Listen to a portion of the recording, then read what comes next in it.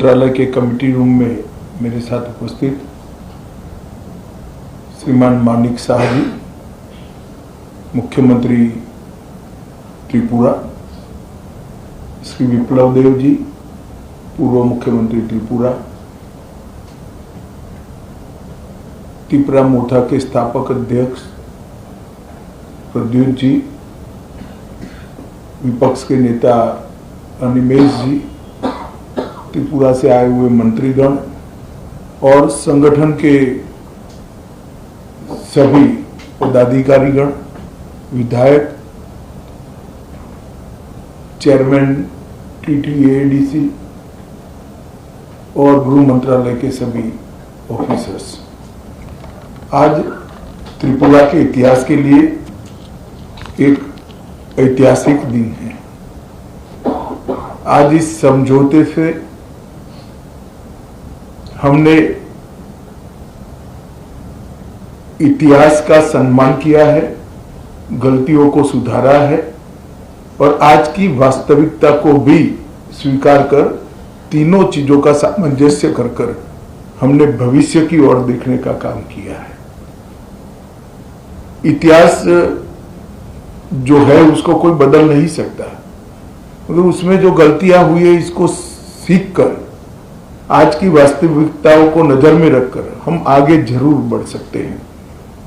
और मुझे आनंद है कि त्रिपुरा मोर्चा ने, सभी ट्राइबल पार्टियों ने और सभी ऑर्गेनाइजेशन ने इसके लिए बहुत कंस्ट्रक्टिव रोल लिया है। और भारतीय जनता पार्टी की त्रिपुरा सरकार ने भी शुरू से इसके लिए प्रयास किया। विप्लव जी उपस्थित है, मानिक शाह जी यहाँ उपस्थित है। मानिक शाह जी ने भी बड़े इंटरेस्ट से बारीकियों में इसको स्टडी कर अंजाम तक पहुंचाने में बड़ी अच्छी भूमिका अदा की है। मुझे विश्वास है कि मोदी जी जो विकसित भारत का स्वप्न लेकर चले हैं, वो स्वप्न में त्रिपुरा भी अपने योगदान के लिए भी कटिबद्ध होगा और अपने हिस्से के लिए भी कटिबद्ध होगा। जब विकसित भारत बनेगा उस वक्त त्रिपुरा भी विकसित त्रिपुरा के रूप में आगे पर स्वप्नों के साथ आगे बढ़ेगा। प्रधानमंत्री जी के नेतृत्व में गृह मंत्रालय ने उग्रवाद मुक्त, हिंसा मुक्त और विवाद मुक्त नॉर्थ ईस्ट की कल्पना को साकार करने का प्रयास किया है।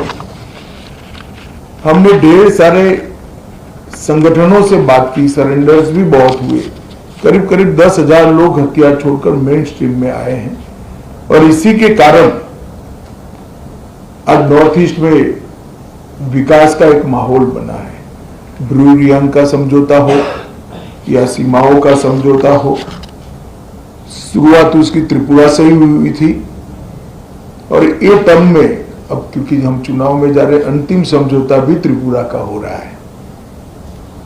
2019 में NLFT SD के साथ समझौता हुआ था, 20 में ब्रू समझौता हुआ, 20 में बोडो समझौता हुआ, 21 में कार्बी समझौता हुआ, 22 में आदिवासी समझौता हुआ, 22 में असम मेघालय अंतर्राज्यीय सीमा का समझौता हुआ, 23 में असम अरुणाचल अंतर्राज्यीय सीमा का समझौता हुआ, 2023 में दिमासा शांति समझौता हुआ, 2023 में UNLF का समझौता हुआ और 2023 में ही उल्फा का समझौता हुआ और अब ये समझौता हो रहा है। तो कुल मिलाकर 11 अलग अलग प्रकार के सीमाओं से जुड़े हुए, अपनी पहचान से जुड़े हुए, अपनी संस्कृति और भाषा के लेकर संघर्ष करने वाले सभी के साथ सामंजस्य पूर्वक बात कर हमने संघर्ष को समाप्त करने की दिशा में काम किया है। मुझे बहुत आनंद है कि आज त्रिपुरा, हम विवाद मुक्त त्रिपुरा की ओर आज से आगे बढ़े हैं। मैं प्रद्युत देव जी को बहुत बहुत धन्यवाद करना चाहता हूं। भारत का इतिहास है, जब विभाजन की विभीषिका पूरा देश झेल रहा था, तब बांग्लादेश के सभी हिंदू परिवारों को शरण देने का काम आपके दादा ने किया था। महात्मा गांधी की अपील को उन्होंने सम्मान किया था, मगर बाद में कुछ ऐसी बातें हुई कि मतभेद भी हुए, थोड़े संघर्ष भी हुए। आज सभी लोग एक साथ मिलकर आगे बढ़ने का निर्णय कर आगे बढ़ रहे हैं। उस वक्त मैं इतना विश्वास दिलाना चाहता हूं कि आपके अधिकारों के लिए आपको कभी अब संघर्ष नहीं करना पड़ेगा। भारत सरकार 2 कदम आगे उठकर सभी के अधिकारों की रक्षा करे, अधिकार की रक्षा हो, इस प्रकार का तंत्र विकसित करेगी। मैं फिर से सभी स्टेक होल्डर्स का बहुत बहुत धन्यवाद करता हूं।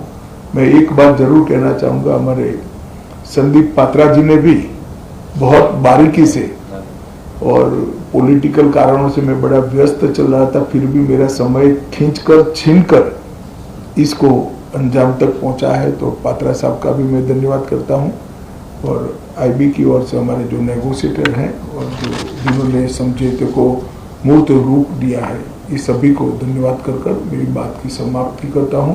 सभी को बहुत बहुत शुभकामनाएं और धन्यवाद।